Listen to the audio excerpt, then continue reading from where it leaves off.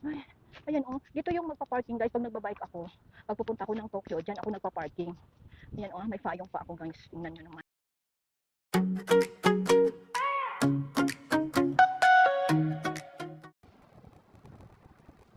Good day po sa mga aking kaibigan dyan. Magandang umaga sa inyong lahat. Pupunta tayo ngayon sa supermarket.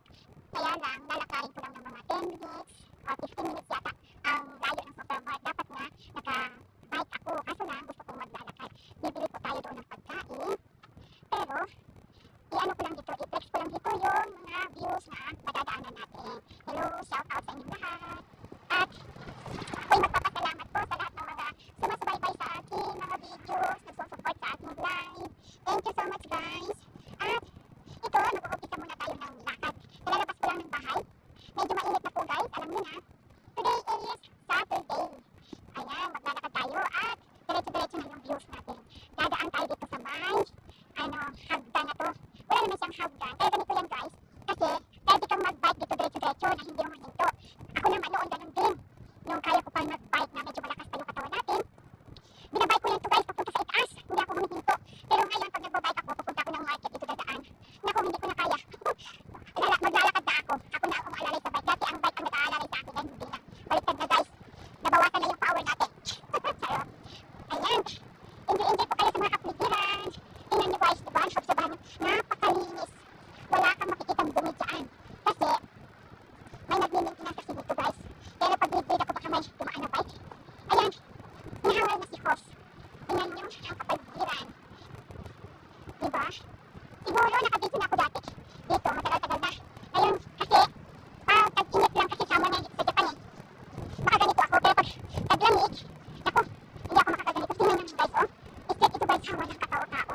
Kaya, grabe talaga dito sa Japan guys. Ayan oh. Nagbibisi na ako dati dito. Kailan kaya yun? Tapos may sa kabila din, ganon. Napagkahangin. Nag-stop ko na ako saglit. Dahil hinahangal ako doon sa may ano eh. Yung kanina na binibidyo ko. Ayan guys, kanya. Noon guys, yan. Ano yan? Hotel. Ngayon hindi ko alam kung anong gagawin nila. Napaka-busy guys oh. Tingnan mo naman sila. Perfect pag gumagawa ng building guys. Sulit na sulit. Diba? Nakikita nyo yung kalsada na napakalinis. Kaya nga ano dito eh, walang pollution eh. Pag-init, naku maano ang hangin. Diba?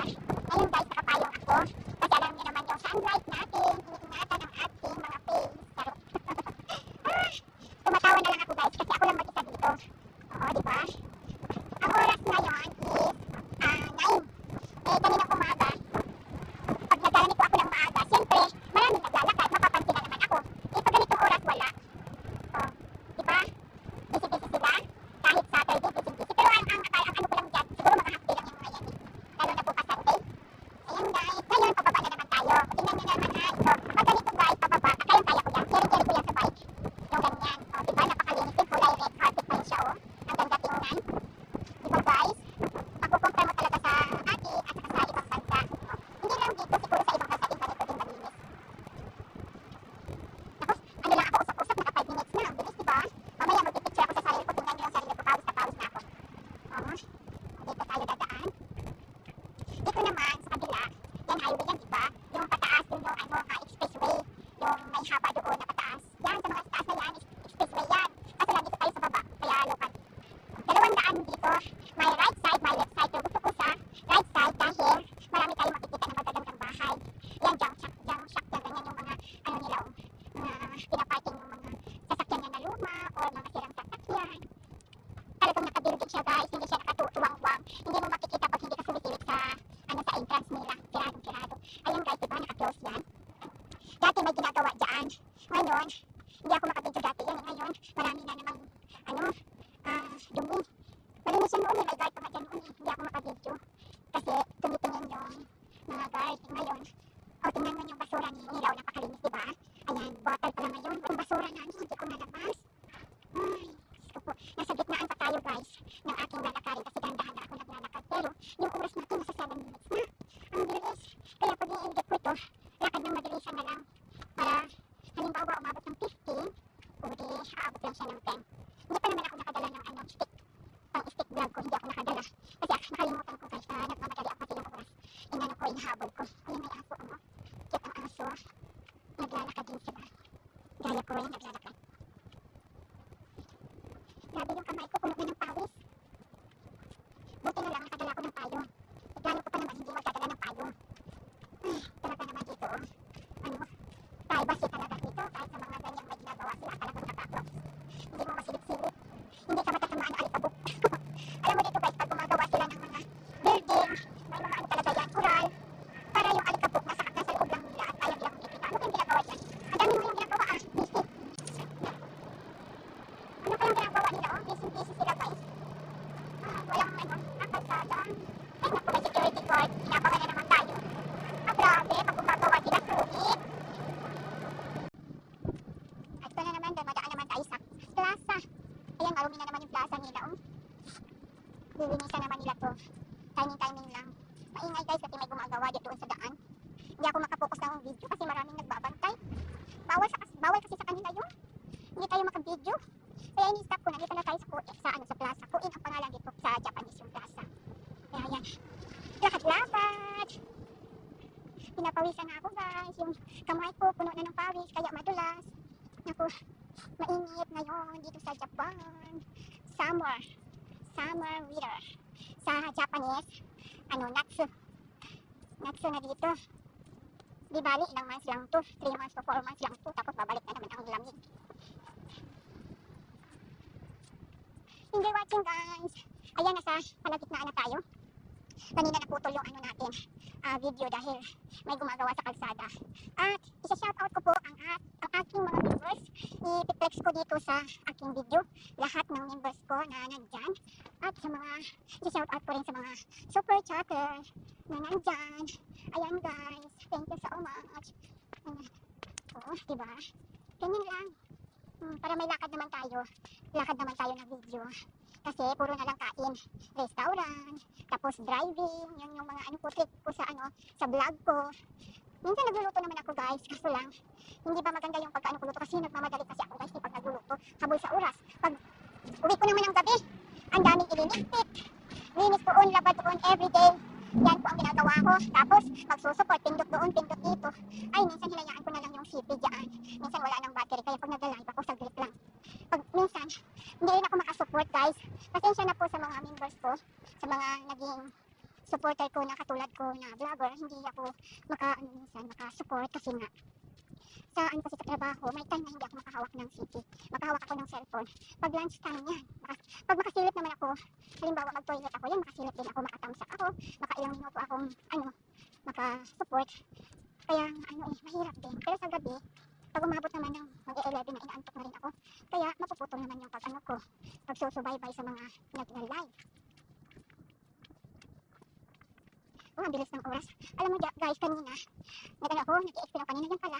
Yung yung cellphone ko, namatay pala kanina. Hindi ko alam kung anong saan banda yung naputol kanina. Ayan yung mga bus, parking ng bus, kung gusto nyo mag-travel, yan dito ang parking nila. Ano talaga yung bawat lupa dito, may purpose. Walang bakante, lahat gamit. At saka puro semento guys, napapansin nyo ba? Sa ibang bansa, puro semento, kaya pag summer na, napakainit talaga. Hindi tulad sa atin sa Pilipinas, lalo na sa probinsya, namimiss ko kasi, maano mo yung hangin talaga. Mapipili mo yung hangin at saka hindi mainit. Gawa ng iba yung singaw ng galing lupa. Malapit na tayo sa supermarket guys. Kaya minsan tinatakpan ko yung cellphone ko kasi yung mga diaper nakatingin. Ito, dumaan tayo ng Family Mart. Parang 7-Eleven sa atin.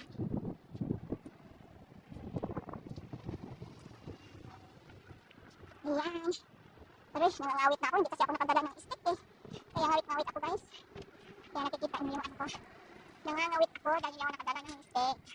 Iba din dito guys kasi magkalapit lang yung mga convenience store. Kaya hindi mo alam kung saan ka bibili.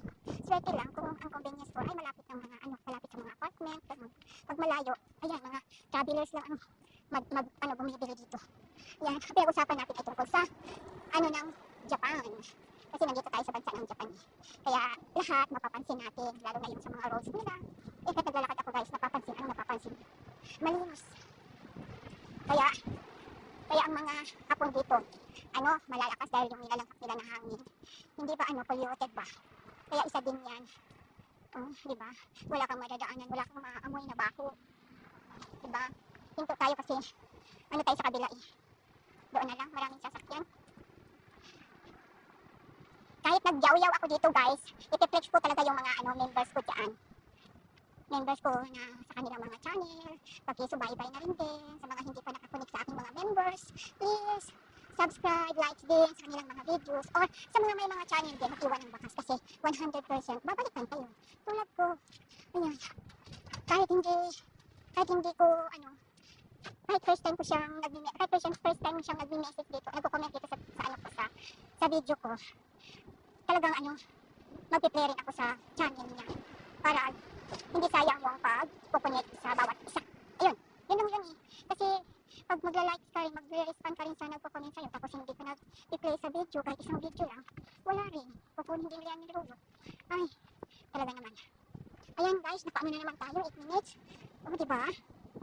Medyo malayo-layo din. Pero kung talagang maglalakad ako ng mabilis lang talaga. Kaso lang, nabibideo kasi tayo guys eh, kaya dahan-dahan lang lakad. Oh. Diba guys? Yan po. Ayaw ko kasi magbabike eh, gusto ko maglalakad. Ayan, naka-green siya, ibig sabihin tatawid, pero hindi ako tatawid muna. Kasi, pahinga muna ako dito sa gilid. Ayan sa gilid ko, ayan. Dito upo-upo muna ako. Kasi naka-ano na siya eh, naka-flash na siya eh, nag-click-click na siya. O tingnan mo yung tao. Ayaw kong humabol. Pahinga muna konti.